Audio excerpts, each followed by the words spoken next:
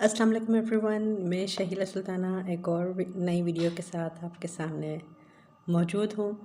और जैसा कि मौसम सरमा का आगाज़ हो गया है, कुछ इलाक़ों में ऑलरेडी हो चुका है और कुछ इलाक़ों में अभी सर्दी और गर्मी की आंख मचोली बाकी है, स्पेशली मेरे एरिया में जहाँ मैं रहती हूँ। इससे बचने के लिए बहुत सारे लोग बहुत से मुख्तलिफ़ टोटके और नुस्खे आज़माते हैं।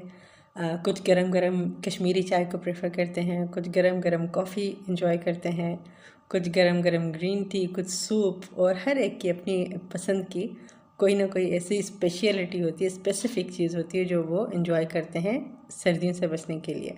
ये ख़ास तौर पर उन लोगों के लिए है जिनको सर्दियों में बहुत ज़्यादा ठंड लगती है, क्योंकि मुझे लगती है बहुत शदीद ठंड। तो उससे बचने के लिए 10 साल पहले जहाँ मैं काम करती थी, उधर मेरे साथ